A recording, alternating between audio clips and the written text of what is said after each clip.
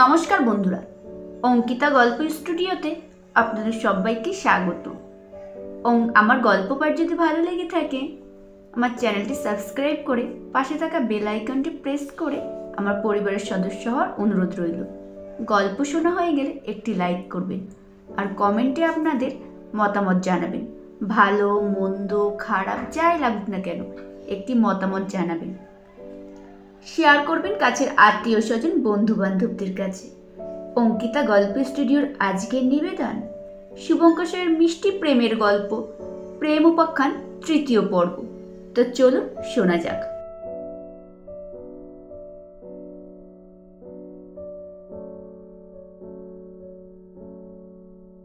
কি ব্যাপার অভিজিৎ, এত লেট কেন?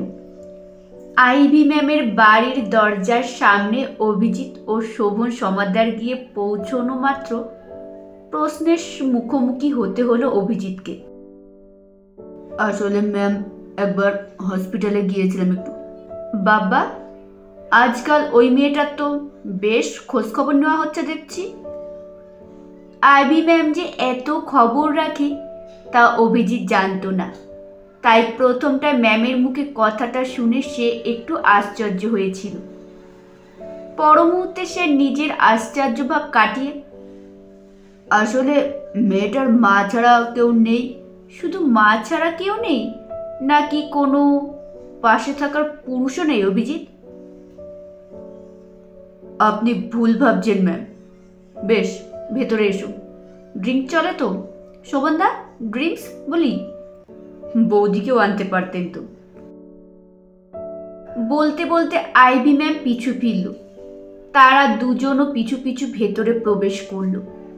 শোভন সমাদ্দার অভিজিতের কোমরের কাছে আলতোভাবে একটু চিমটির মতো কেটে, ম্যাডাম তোমাকে এত গুরুত্ব দেয় আর তুমি একটু সুযোগ নিতে পারো না? আমি হলে তো।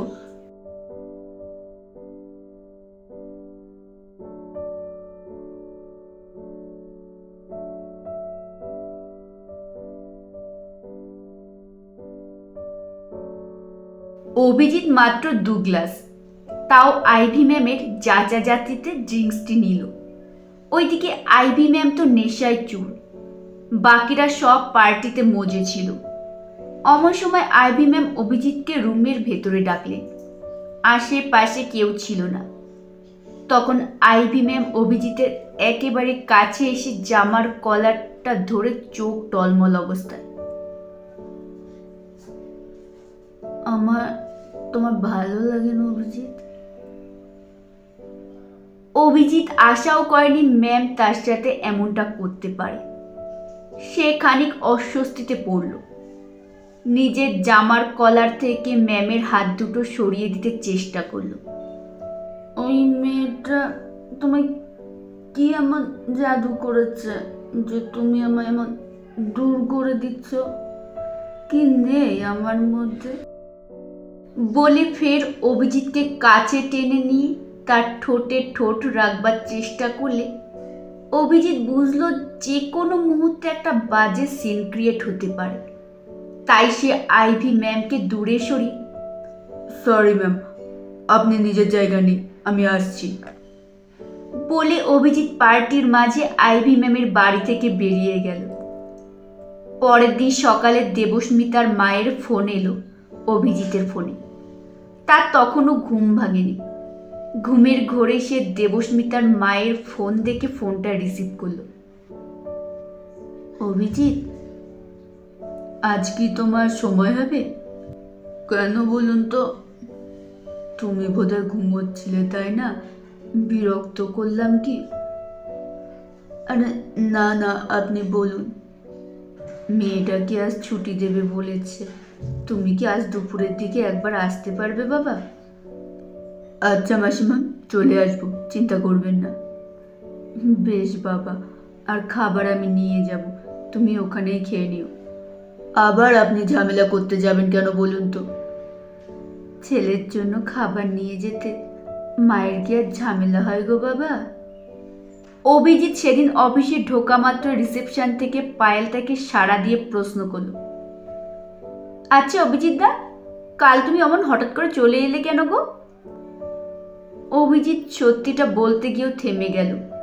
সে চায় না ওই কথাগুলো অন্য কেউ জানুক। তাই সে ঘুরে একটা প্রশ্ন করলো পায়েলকে, কেমন এনজয় করলে কাল বলো? আর ম্যাম কি এখন এসেছে অফিসে? আমরা তো দারুণ মজা করেছি, লেট নাইট পর্যন্ত। সত্যি ম্যাম অ্যারেঞ্জ করেছিলেন বলতে হবে।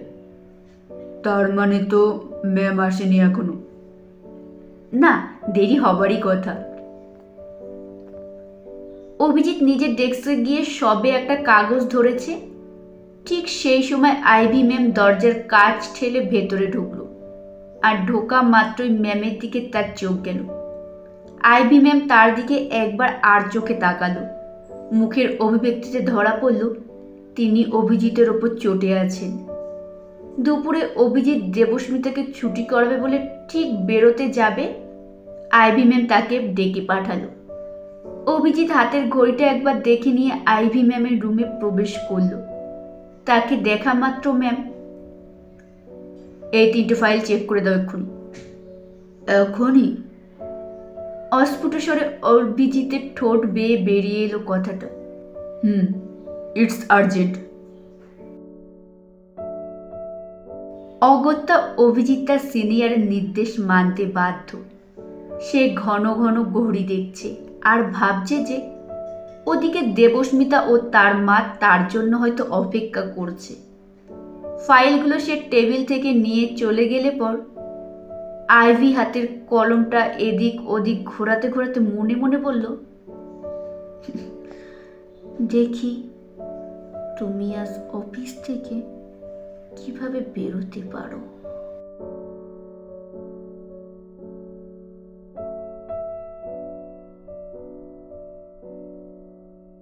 নমস্কার বন্ধুরা, শেষ হলো 3য় পর্ব। খুব শীঘ্রই নিয়ে হাজির হব 4র্থ পর্ব। গল্প শোনা হয়ে গেলে একটি লাইক করবেন আর কমেন্টে ভালো মন্দ খারাপ যাই লাগুক না কেন একটি কমেন্ট করে জানাবেন আর শেয়ার করবেন কাছের আত্মীয় স্বজন বন্ধু বান্ধবদের কাছে, যাতে তারাও অবসর সময় এত সুন্দর সুন্দর গল্প শুনতে পারেন। আর আপনাদের একটি লাইক, একটি কমেন্ট ও একটি শেয়ার আমাকে আরও বহু মানুষের কাছে পৌঁছতে সাহায্য করবে আর ভবিষ্যতে আরও ভালো ভালো গল্প নিয়ে আসার জন্য আমাকে উৎসাহিত করবে।